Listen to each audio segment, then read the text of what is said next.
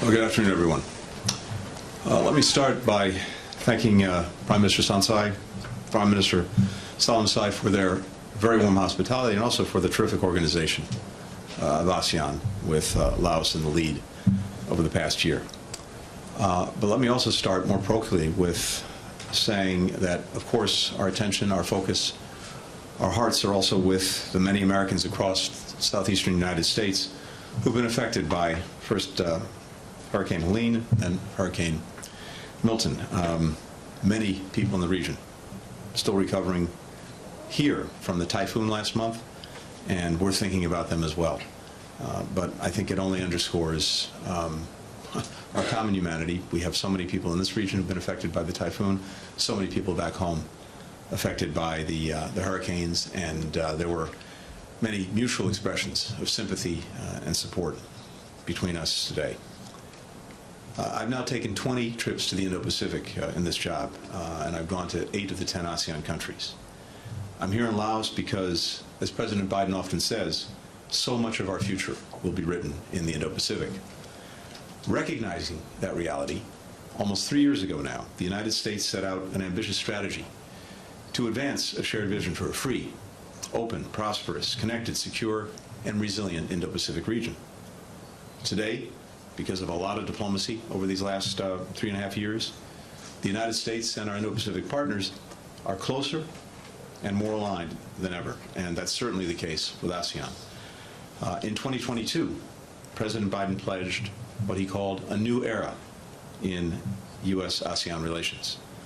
Together, we've elevated our relationship to a comprehensive strategic partnership. We've expanded our collaboration on long-standing priorities like economic issues and defense, but also launching many new initiatives in many new areas, from public health to clean energy to women's equality, reaffirming at every step the central role that ASEAN must play. Here in Laos, our comprehensive partnership continues to deliver for people, improving maternal and child health, supporting sustainable development, healing the wounds of war, investing in the potential of and ties between our people. That focus on the needs and on the aspirations of our combined 1 billion people is what animated our work today with the United States and ASEAN and at the East Asia Summit. The remarkably robust economic ties between the United States and ASEAN, these have long been central to our relationship. The United States is ASEAN's #1 provider of foreign direct investment. And that's very meaningful, because what it tells you is there's tremendous trust and tremendous confidence in the future. People don't make investments if they don't have that confidence in the future. And it also is, of course, a tremendous generator of jobs and opportunity. We have more than 6,200 American companies operating in the region, supporting hundreds of thousands of jobs locally, but also in all 50 states back in the United States. In our meetings today, we committed not only to growing this partnership, but to continue to modernize it. So, for example, we're working to implement the ASEAN single window. This is a one-stop portal that will make regional trade faster, cheaper, more reliable. Already, we've got innovations, for example, innovations that make it easier to exchange customs forms and other documents electronically. That initiative alone has cut transaction times by 4 days and saved more than $6.5 billion.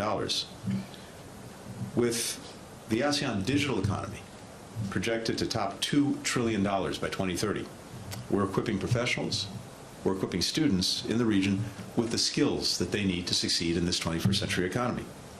For instance, we've created an online education platform that's enabled tens of thousands of students and people to complete courses, earn credentials in subjects like science, technology, entrepreneurship.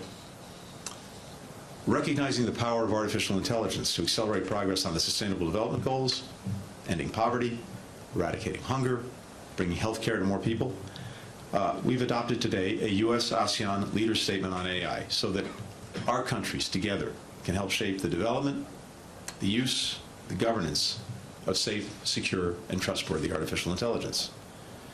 And through a new 5-year compact, a partnership between ASEAN and the U.S. Agency for International Development, We're helping to empower ASEAN to identify areas where the region could use more capacity. For example, planning infrastructure projects, so that we can ensure that we're meeting the region's most pressing needs. One of the things that I've heard from our colleagues is the importance of focusing on skills, on reskilling, on upskilling, on helping to build human capacity, as well as practical infrastructure and technological capacity. Fundamentally, that underscores the point that the foundation of the partnership between the United States and ASEAN is our people. This year marks a decade of the Young Southeast Asian Leaders Initiative. I remember being there at the founding during President Obama's administration. We now have a remarkable partnership that involves over 160,000 young people. So to sustain the momentum, we're doubling the Waisili program, as well as the number of ASEAN Fulbright students who will be studying in the United States. We've established already an ASEAN Center in Washington to help foster greater economic and cultural ties between our nations. We're also working to unleash the potential of all of our people. Building on last year's first ever ASEAN high-level dialogue on disability rights, we're working to make ASEAN's economy and infrastructure more accessible, more inclusive for people with disabilities.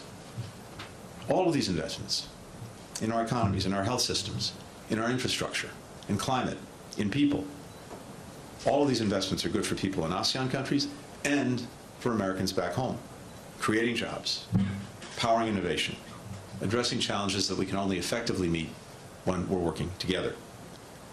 Now, that's also true when it comes to regional and global issues of shared concern. We continue to underscore the importance of upholding freedom of navigation and overflight in the South and East China Seas, as well as the need to maintain peace and stability across the Taiwan Strait. We're intensifying our effort to chart a more peaceful, inclusive, democratic future for Myanmar and address the DPRK's dangerous and destabilizing behavior. We're standing for the sovereignty, the independence, the territorial integrity of Ukraine, and the ability of people everywhere to chart their own course, to choose their own future, free from force, coercion, aggression.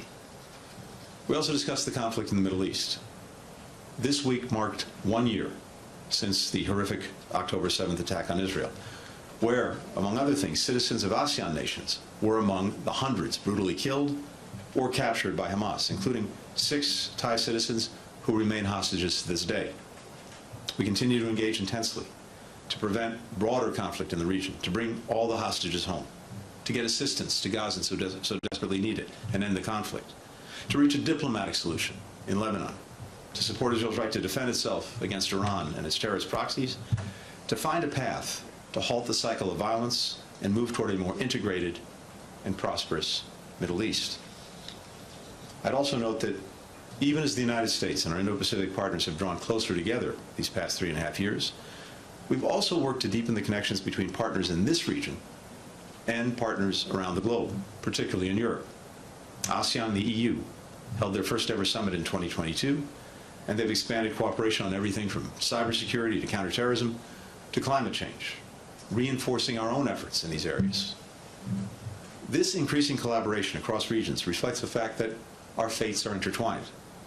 Making life better for our people requires us to coordinate in novel ways, to build new coalitions, to reinvigorate and reimagine existing partnerships.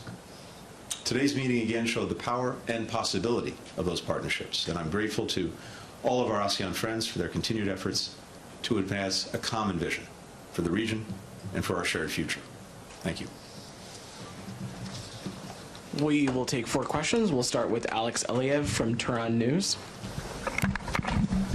Thank you so much, Mr. Secretary. Good to see you. I have a multi-parter, if you don't mind. I will start with Russia's, please. We'll start with Russia's Lavrov, because we saw you in the same room at the same event this morning. We were curious if you had any direct interaction with him during your engagements here. And if I may, Mr. Secretary, I would also appreciate your thoughts on the latest reporting from home, suggesting that former President Trump had as many as 7 private calls with Putin since leaving office. Now, I know you have made it clear you do policy, you don't do politics. With that in mind, Mr. Secretary, I was wondering if Putin getting phone calls from former US President undermines your policy of isolating Putin, due to his brutal war in Ukraine. And now, if I can also pivot to Taiwan on behalf of my colleagues, because as you know, China has intensified its military threats on Taiwan during Taiwan's celebration of its National Day.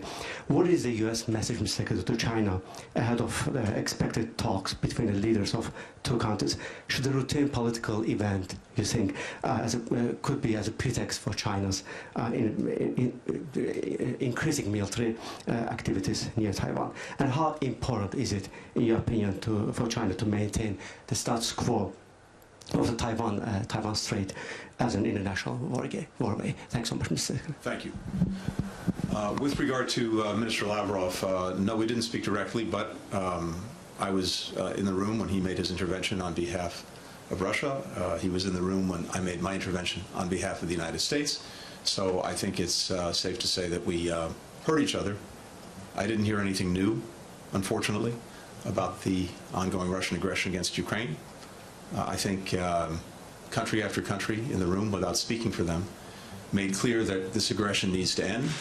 And it needs to end not only because it's an aggression against the Ukrainian people, it's an aggression against the principles that are at the heart of the international system and that are so necessary to try to help us preserve peace and stability, including respect for sovereignty, territorial integrity, independence. It's striking that so many countries that are half a world away in the Indo-Pacific care deeply about what's going on in Ukraine. And the reason, again, is because they know that if any country is allowed to act with impunity and to commit acts of aggression, that's a signal to would-be aggressors everywhere that it's open season. And that's going to be bad for everyone. So, again, I listened to him. Can't speak to whether he listened to me, but I didn't hear anything new. With regard to the calls you mentioned, all I can tell you is this. The administration was not aware of any purported calls, and so I really can't either confirm or comment on them. On Taiwan, what was also striking, again, is almost across the board, the strong desire for all of the ASEAN countries, and this extends well beyond ASEAN, but the countries in the room to see that peace and stability is maintained across the Taiwan Strait. And I can tell you that with regard to the so-called 10-10 speech, which is a regular exercise, China should not use it in any fashion as a pretext for provocative actions. On the contrary, we want to reinforce, and many other countries want to reinforce, the imperative of preserving the status quo, and neither party taking any actions that might undermine it. And again, this goes to something that's very powerfully felt across the region.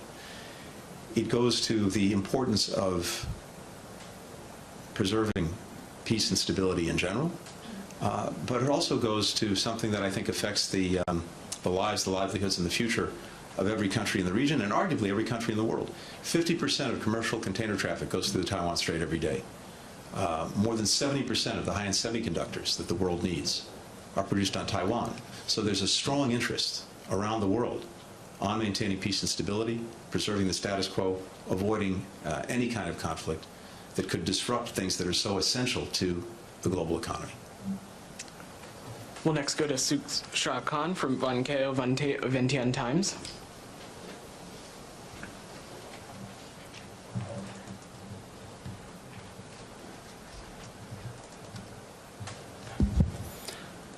Welcome to Laos, Mr. Secretary. I hope you enjoy your stay at Laos food. Thank you. I am Suksakorn Vientiane of Vientiane Times, representing our Laos media team. You briefly touched on the growing relationships between Laos and US after the comprehensive partnership has been established for almost 10 years. And I'm curious, please share with us what significant impact has this upgraded comprehensive has produced so far, and how do you how do you see it's going forward in the next decade? And then you also briefly mentioned about UXO. UXO remains a big problem in Laos. As leaders convene the summit here in Vientiane, a person was injured just this week from the UXO explosion. Children's playgrounds remain unsafe, and President Obama pledged to do more and increase funding to solve UXO. So what has been done to fulfill this promise, and are you comfortable to reassure U.S. commitment to help Laos address UXO remain unwavering priority to the U.S.-Laos partnership? Thank you. Good. Thank you very much. So our countries have been partners for some time, but I think, to your point, the comprehensive partnership that we established in 2016, that guides the relationship. And what we're doing is constantly working to update it, strengthen it, and make sure that it's addressing the needs of people. That's our responsibility. So, for example, one of the things that we've talked about is doing even more work together on helping to build human capacity here in Laos, helping ensure, especially young people, have the skills that they need to be successful in the economy and in an increasingly global economy. And so the work that we'll do through the partnership on things like upskilling, reskilling as necessary, I think is something that will be increasingly central. We always have to come back to this question of how is what we're doing together benefiting our people? How is it producing tangible results? And of course it is in a number of areas, and I described some of them a few minutes ago. But this focus on really developing capacity is, I think, something you'll see increasingly. And of course the exchanges that we're doing is another way of getting at that. In terms of the unexploded ordnance, this is an ongoing imperative and something that we're deeply committed to. We provided nearly $400 million over the years in order to help deal with the unexploded ordnance. That's enabled us to remove more of it, and certainly over that period of time it's meant that fewer people have been injured, but this is an ongoing necessity and an ongoing responsibility that we take very seriously. Thank you. Go to Julia Jester from NBC News. Thank you, Mr. Secretary. You mentioned in your opening remarks that the conflict in the Middle East came up here at ASEAN. Some of the leaders have been critical about U.S. stance with regard to Israel and Gaza. What were some of the criticisms that you heard from leaders, and what did you tell them to perhaps reassure them of progress toward a ceasefire? And on Lebanon, the latest there, Netanyahu is putting pressure on the citizens of Lebanon to choose a new leader, threatening them with Gaza-like, quote, destruction and suffering if they do not put Hezbollah out of power. Do you believe the onus is on the Lebanese people to overthrow the terrorist group? And if not, would the U.S. support Israel in taking actions in parallel to what they've done in Gaza? And if I may, on Gaza, the Biden administration has said the U.S. is having, quote, urgent conversations with Israel to ensure humanitarian aid reaches Gaza, specifically northern Gaza. Is the U.S. willing, in compliance with the Leahy Law, to put restrictions on U.S. military aid to Israel if the U.S. determines that Israel is in fact blocking the delivery of humanitarian aid? Good. Thank you. So I don't want to speak for other countries, except to say that, yes, and as I mentioned, the overall situation in the Middle East, as well as specific pieces of it, came up in many of the conversations that we had. And I think there's deep concern across the region on a number of fronts, but primarily something that we're deeply concerned with, which is trying to prevent the conflict in Gaza that started with the horrific attacks of October 7th from spreading, from going to other places and other fronts. And one of the things that I reassured many of our colleagues about was the intense focus of the United States, which has been the case going back a year, in doing just that, preventing these conflicts from spreading. And we're working on that every day, whether it's with regard to Lebanon, whether it's regard to Israel and Iran, the Houthis, various actors. Unfortunately, what we have is among other things, a so-called axis of resistance led by Iran that looks to create other fronts in different places. We're working very hard through deterrence and through diplomacy to prevent that from happening. There's also obviously deep concern that we share about the plight of children, women, and men in Gaza, who for now a year have been caught in a terrible crossfire of Hamas's instigation. And for us, this has been a constant area of emphasis, trying to make sure that they're getting the assistance that they desperately need. And we're intensely focused on that question now. I have real concern about the inadequacy of the assistance that's getting to them.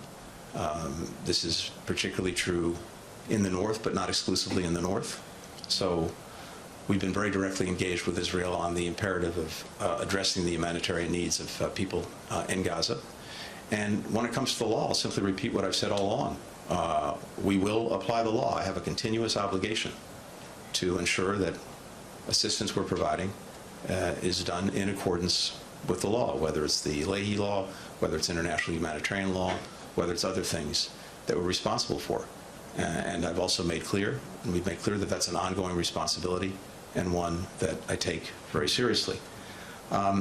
Finally, with regard to Lebanon, look, one of the main challenges that we've seen in Lebanon is the fact that Hezbollah effectively has taken over many state functions, and in particular in holding on to its arms, which is not supposed to be the case. Remember, Israel was in southern Lebanon for a long time, 18 years, and it got out in 2000.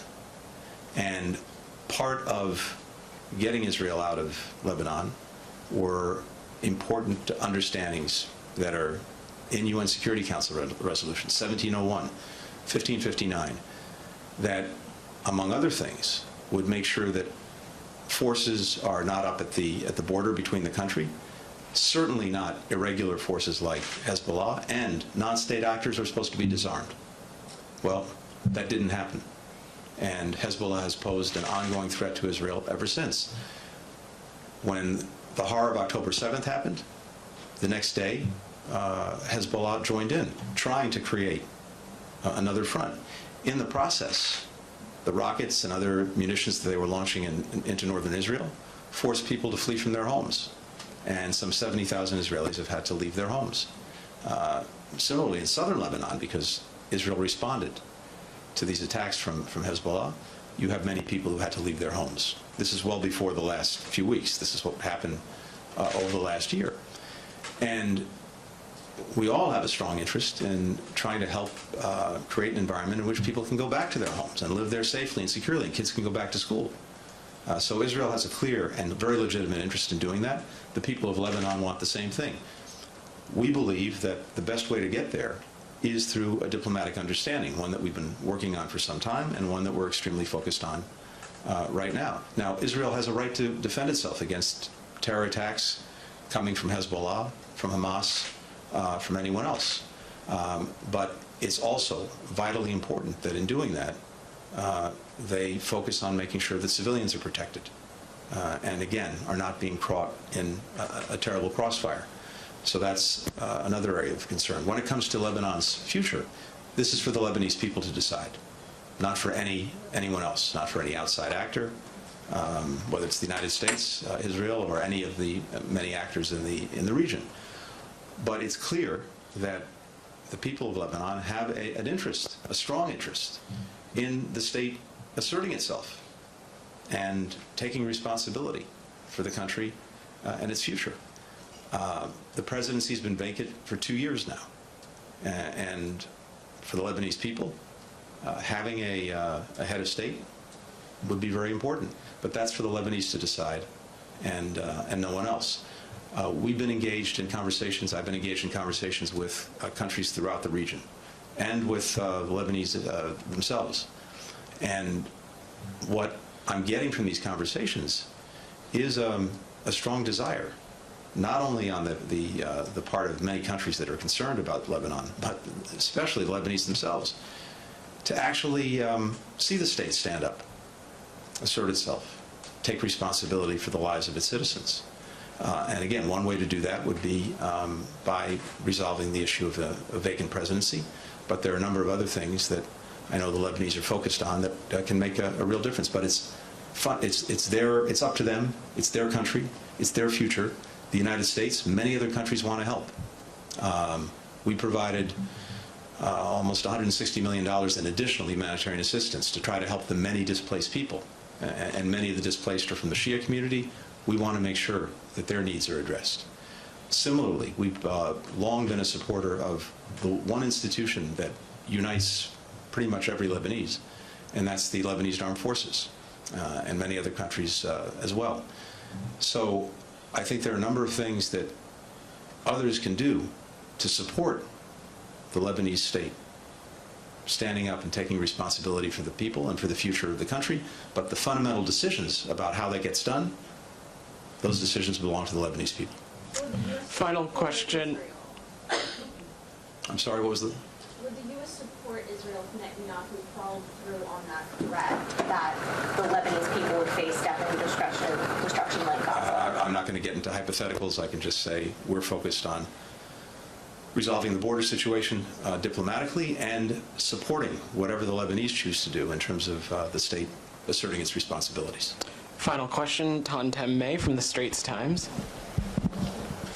What will future policy for ASEAN under the incoming possible presidential candidates is still looking a bit blur and a bit muddy.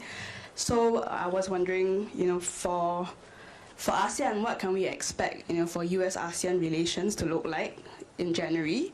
And also, what concerns have the ASEAN leaders shared with you about any new changes?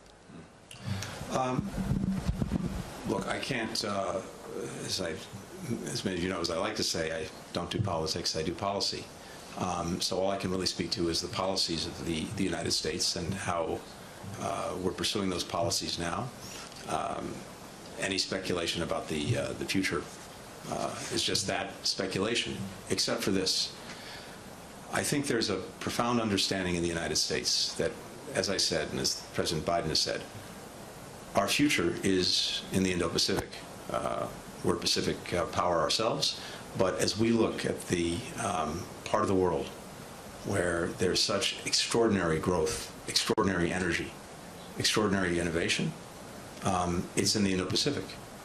And everything that we've done over the last 3.5 years has been to strengthen our ties, deepen our engagement, build new partnerships in a whole variety of ways, both with individual countries, but also with critical institutions like ASEAN. I mentioned that this is my 20th trip to the Indo-Pacific as Secretary of State. So yeah, there are a lot of other things going on out there in the Middle East, Russia and Ukraine. But that's just one small piece of evidence that even with everything else going on, our focus has remained intensely on this region. And again, it's because it's so critical to our own future, to the lives and livelihoods of Americans.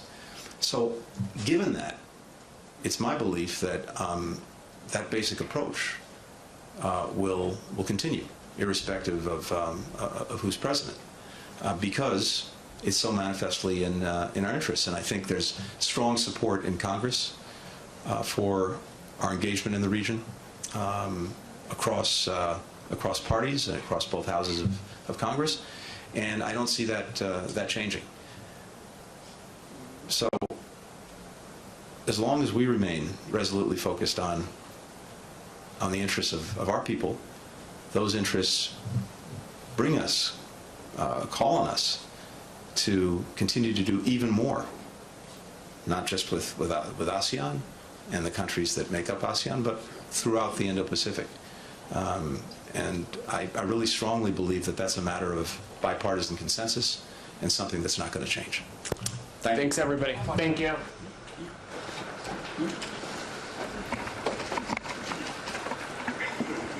Hi, everyone. If we could just